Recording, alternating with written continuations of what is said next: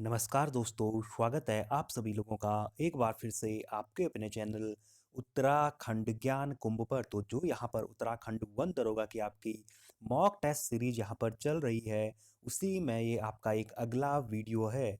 तो आप सभी लोगों को वीडियो पसंद आए तो आप सभी लोग वीडियो को लाइक, वीडियो को ज़्यादा से ज़्यादा अपने दोस्तों के साथ शेयर, और अभी तक आपने हमारे चैनल को सब्सक्राइब नहीं किया तो नीचे आपको जो ये सब्सक्राइब वाला बटन दिख रहा होगा, इस पे क्लिक कर चैनल को सब्सक्राइब कर दें, जिससे कि आपको इस प्रकार के वीडियोज मिलते रहें। तो आइए शुरू करते हैं आपका आज का पहला प्रश्न। तो आज का आपका जो पहला प्रश्न है वो है, कार्यात्मक समूह CHO किसमें उपस्थित होता है? Functional group CHO present in. तो आपके जो एक आपकी टेस्ट सीरीज है, अब से ये सारी की सारी आपकी बाईलैंग्वेज यानी हिंदी और इंग्लिश दोनों में आपके लिए उपलब्ध कराई जा रही है। तो इसलिए आप वीडियो को शेयर और ज़्यादा से ज़्यादा वीडियो को लाइक करना ना भूलें। तो आपका जो सही जवाब होगा, जो CHO ग्रुप होता है वो आपका एल्डिहाइड में प्रेजेंट होता है। तो जो एल्डिहाइड होता है उसी में आपका CHO फंक्शनल ग्रुप प्रेजेंट होता है। फिर जैसे कि आपका यहाँ पर अगला है जैसे कीटोन, तो आपको पता होना चाहिए कि जो कीटोन होता है उसका जो फंक्शनल ग्रुप होता है वह होता है ये आपका, ये कीटोन का होता है। जैसे CHO आपका एल्डिहाइड, तो ये कीटोन का आपका होता है, जहाँ पर डबल बॉन्ड यानी आपका एक डबल बॉन्ड होता है ऑक्सीजन के साथ में। फिर अगर अगली बात जो आपका यहाँ पर दिया गया है कार्बोक्सिलिक अम्ल, तो कार्बोक्सिलिक अम्ल की बात की जाए तो इसका जो ग्रुप होता है वह होता है, आपको याद रखना है, फंक्शनल ग्रुप। यहाँ पर आपका डबल बॉन्ड और यहाँ पर आपका OH होता है, तो यह होता है आपका कार्बोक्सिलिक अम्ल का फंक्शनल ग्रुप। उसके बाद आपका लास्ट है जो आपका अल्कोहल। तो आप सभी को पता होगा कि अल्कोहल जो है आपका लास्ट में होता है जिसके OH, तो इसके लास्ट में OH लगा होता है, यह होता है आपका अल्कोहल का फंक्शनल ग्रुप।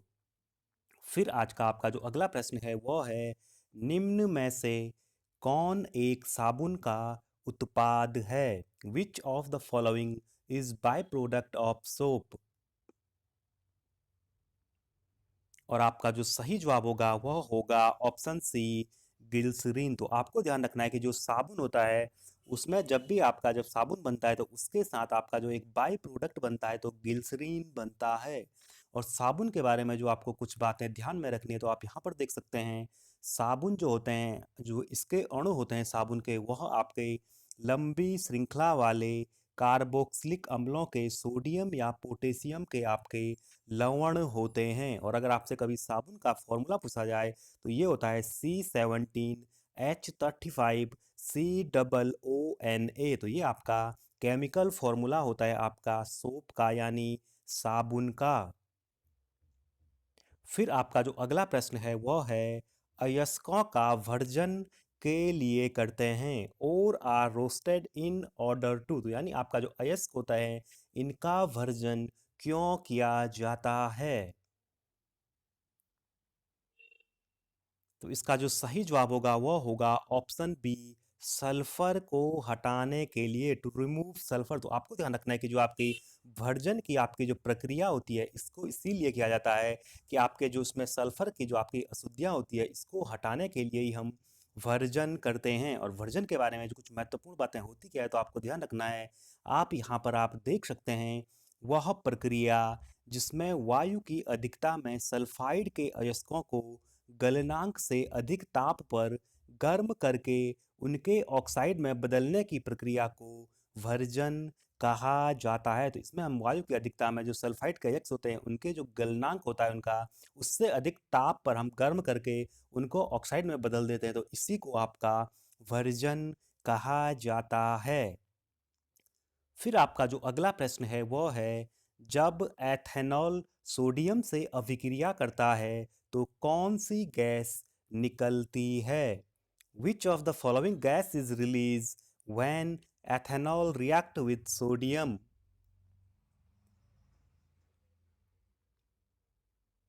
और जो आपका सही जवाब होगा वह होगा ऑप्शन ए, हाइड्रोजन। तो आपको ध्यान रखना है कि जब कभी आपका एथेनॉल सोडियम से अभिक्रिया करता है तो आपकी जो हाइड्रोजन गैस होती है यह आपकी रिलीज होती है। तो इसके बारे में कुछ महत्वपूर्ण जानकारी जो आप सबसे पहले तो आप यहाँ पर इसकी रिएक्शन को देखिए।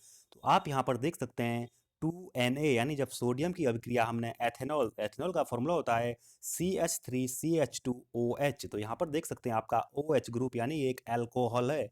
तो इसकी अभिक्रिया जब हम की गई तो आप देख सकते हैं जो आपका प्रोडक्ट बना 2HCH3CH2O minus Na positive plus आपकी यहाँ पर हाइड्रोजन गैस मुक्त हुई। तो इसके बारे में आपको ध्यान रखना है कि जो एथेनॉल होता है यह कक्ष ताप यानी आपके रूम टेम्परेचर पर लिक्विड स्टेट में होता है और साथ ही में यह एक अच्छा विलायक होता है।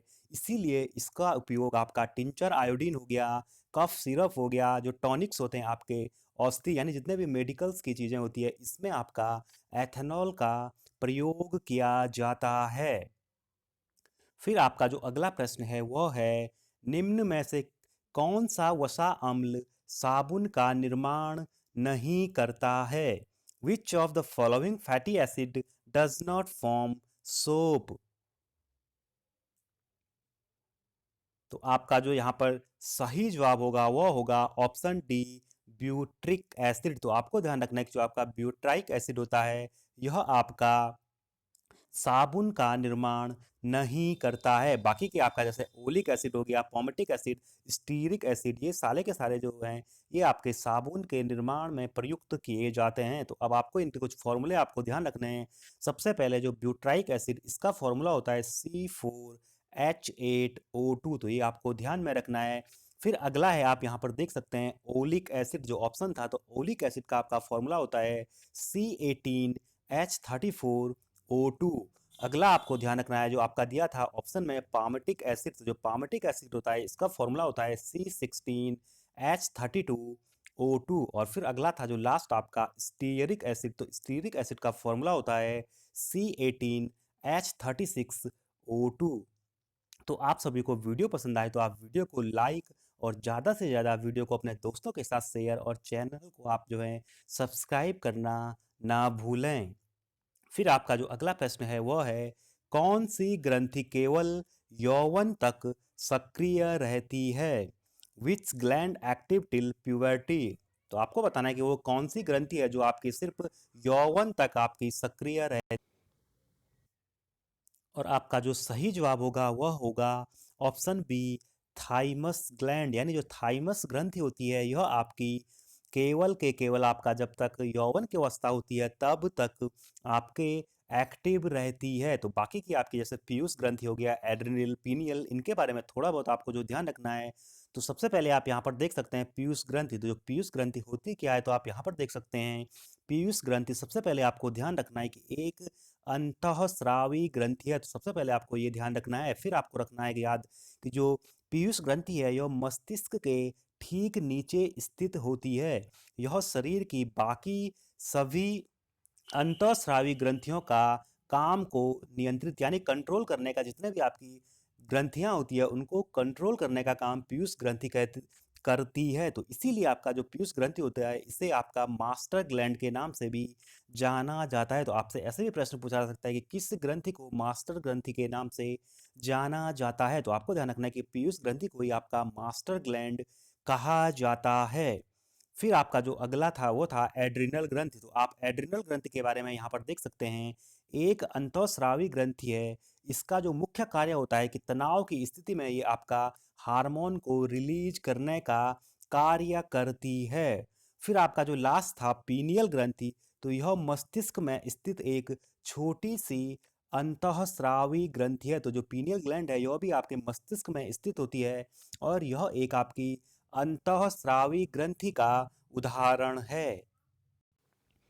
फिर आपका जो अगला प्रश्न है वह है बिना बुझा हुआ चूना का रासायनिक नाम यानी chemical name of quick climb. तो आपको बताना है कि जो बिना बुझा चूना होता है इसका रासायनिक नाम। और आपका जो सही जवाब होगा वह होगा कैल्शियम ऑक्साइड यानी ऑप्शन डी। तो जो बिना बुझा चूना होता है इसका केमिकल फॉर्मूला होता है CaO। इसी को कहा जाता है कैल्शियम ऑक्साइड। और जो बुझा हुआ चूना होता है इसको कहते हैं कैल्शियम हाइड्रा ऑक्साइड और इसका फॉर्मूला होता है CaOH का होल ट्वाइस। ये होता है बुझा चूना जिसे कहते हैं कैल्शियम हाइड्रोक्साइड। फिर है आपका कैल्शियम कार्बोनेट, तो इसका फॉर्मूला होता है CaCO3। ये होता है आपका कैल्शियम कार्बोनेट। तो ये थे इससे कुछ संबंधित कुछ महत्वपूर्ण जानकारी। फिर अगला प्रश्न है, निम्न में से कौन सबसे अधिक क्रियाशील हैलोजन है? Which of the following is most reactive halogen? और आपका सही जवाब होगा ए, फ्लोरीन। तो आपको ध्यान रखना है कि जो जितने भी आपके हैलोजन है उनमें सबसे अधिक जो रिएक्टिव होता है वह होता है आपका फ्लोरीन।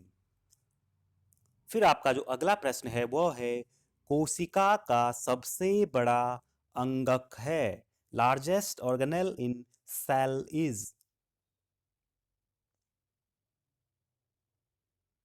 और आपका सही जवाब होगा ऑप्शन सी, केंद्रक यानी न्यूक्लियस। तो आपका जो केंद्रक होता है यह कोशिका का सबसे बड़ा अंगक होता है। फिर आपका जो यहाँ पर ऑप्शन था राइबोसोम, तो राइबोसोम्स के बारे में कुछ जानकारी आपको ध्यान रखनी है। तो यह देख सकते हैं कि राइबोसोम प्रोटीन के संश्लेषण में महत्वपूर्ण भूमिका निभाते हैं। तो आपसे पूछा जा सकता है कि कौन सा अंगक प्रोटीन के संश्लेषण में महत्वपूर्ण भूमिका निभाता है? तो आपको ध्यान रखना है कि वह है आपका राइबोसोम।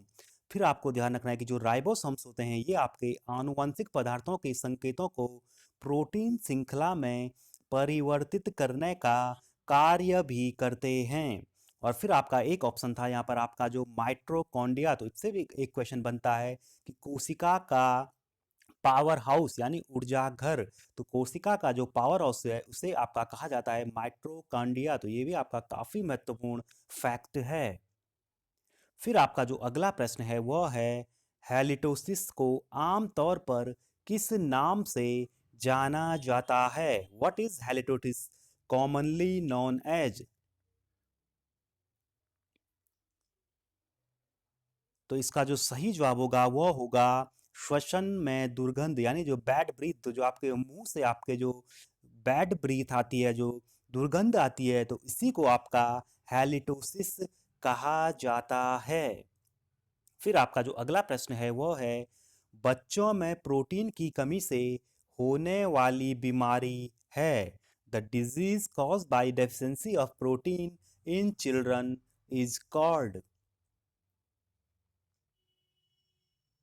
और आपका जो सही जवाब होगा वह होगा आपका ऑप्शन डी, क्वासिकोर। तो जो आपका क्वासिकोर बीमारी है यह आपका प्रोटीन की कमी से बच्चों में पाई जाती है। फिर आपका जो रिकेट्स है यह सूखा रोग है और विटामिन डी की कमी से आपका होता है। जो आपका पेलाग्रा है यह आपका नियासिन यानी आपका जो विटामिन B3 है इसकी डेफिशिएंसी यानी इसकी कमी से आपका पेलाग्रा रोग आपका होता है। स्कर्वी की बात की जाए तो विटामिन सी की कमी से आपका स्कर्वी रोग आपका जो है होता है।